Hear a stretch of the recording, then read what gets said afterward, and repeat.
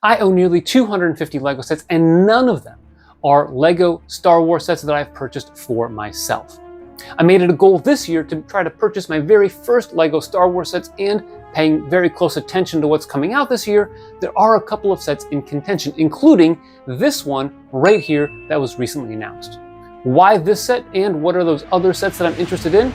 Well, let's go ahead and break it down.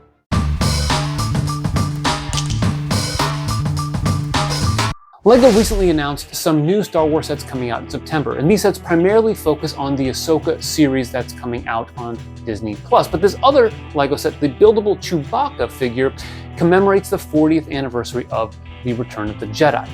Now, when I saw rumors of this set first come out in, I think it was February, I was pretty excited, in part because the original Star Wars trilogy is my favorite set of movies from Star Wars, and although I like The Mandalorian, I'm not as into some of the other shows as I am those movies.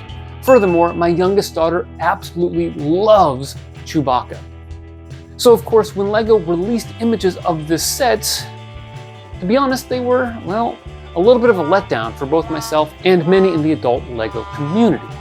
There was just something off about those images. In fact, I went ahead and showed them to the rest of my family, including the Chewbacca fan, and they all cringed. So what's going on with this set? I've looked at a number of forums and some YouTube videos where people are expressing this discontent regarding the Buildable Chewbacca set. Well, Cesar Carvalhosa Suarez, who was one of the lead designs on the set, is quoted in the press release stating, "Designing the Chewbacca building set was one of my favorite projects so far. It was a great challenge to capture the character's full body of hair in brick form."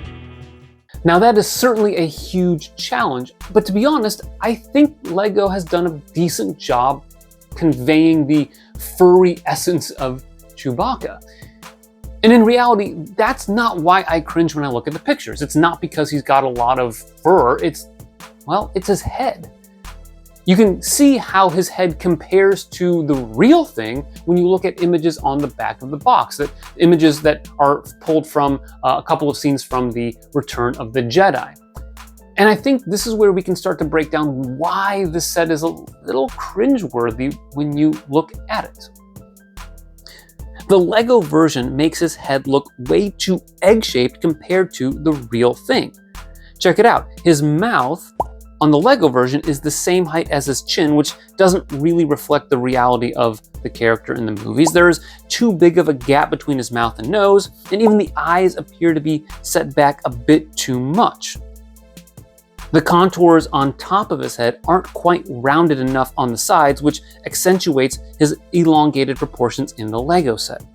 Finally, the real character had his fur brushed out of his face from the center of it from all angles, whereas the LEGO version is contoured either vertically or horizontally, which I think makes it a little odd. If this was a normal LEGO figure, I would say this is a decent job, but it's Chewbacca, and the Star Wars community is very, very attuned to the details of all the sets that come out, and a lot of people want to see a detailed and accurate representation of some of their beloved characters. Furthermore, this is a $200 display set, so it's not something that's marketed toward kids. It's an 18+ set, so you're really talking about the collectors who are going to put this on display. And so their demands are pretty high when it comes to how this set needs to look. Now, I can already tell that a lot of you are asking, wait a second, I thought you said this might be your very first LEGO Star Wars purchase, so why are you dumping on this set a little bit? Well, it's primarily because, unlike many fans, I am not in love with the LEGO minifigure. I like minifigs. I enjoy having some, especially those that are collectible, but I don't buy sets for the minifigs. I buy sets for the pieces. In fact, if you go back and look at some of my detailed breakdowns of sets when they are announced, I focus much more on the pieces and building techniques, in other words, what I can learn from the set, than I do the minifigs. And that makes me, I think, different from a lot of people who collect Star Wars. People who collect Star Wars love the idea of minifigs that are exclusive, They love the random characters that most casual fans of Star Wars don't really care all that much about or don't even remember from the various movies or shows, but they know them and they are passionate about them. And that's great. But it also drives up the cost of those figures in the secondary market and provides an incentive for people to buy Lego sets for the minifigs. But the builder in me likes to display a couple of sets, but take most of my new sets apart, piece them out, and use them when I'm trying to build something else, like a custom modular building or a huge Lego castle. The pieces stand out to me as being a very important thing when I purchase a set. And let's be honest, Lego Star Wars don't always represent a great value when it comes to pieces. Now, don't hear me wrong. I think Lego Star Wars does represent value in some cases when it comes to the collectability of the set, the minifigs and their collectability, and the overall experience of having an iconic cultural item in your Lego collection. So there's certainly value in that. But if your aim is to buy Lego for the purpose of taking sets apart and rebuilding them or building something out of your own bricks, there are other themes that provide a better value. I think Ninjago and Creator, even Friends, provide better value for what you get in terms of pieces. And that brings me back to the Buildable Chewbacca set. How many Star Wars fans are going to spend $200 on a nearly monochromatic figure that looks a little bit wonky? Are you going to want that on your display? And I think there's a good chance that a lot of them aren't.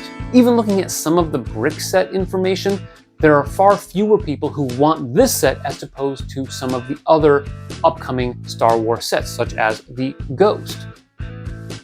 So I think there's a good chance that this set might be discounted, perhaps steeply, soon after it comes out.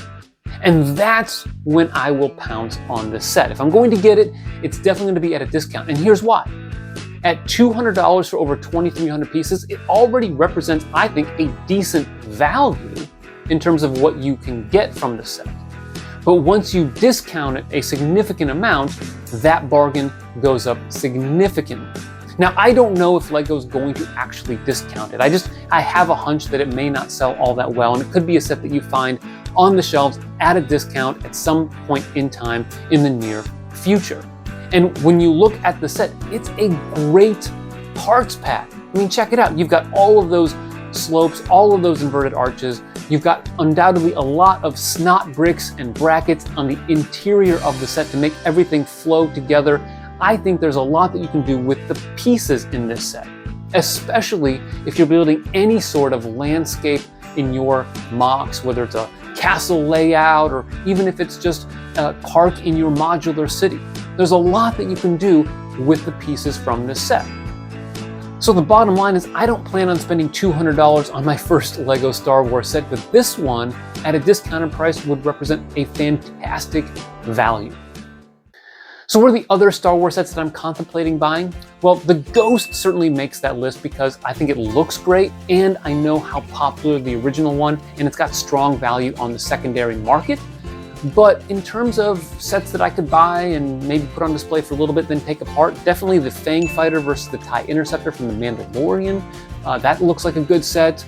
The Spider Tank also looks like it's a good set, as well as the Emperor's Throne Room diorama, although that one maybe would be better at like a $10 discount. But of course, perhaps if there's a double VIP points coming up this fall, I may go ahead and buy that very first Lego Star Wars set. Hey, what was your first Lego Star Wars set? Comment down below. Before you go, why don't you check out this video where I talk about why I have yet to buy any Lego Star Wars sets. Thanks for watching, and always remember to keep building together.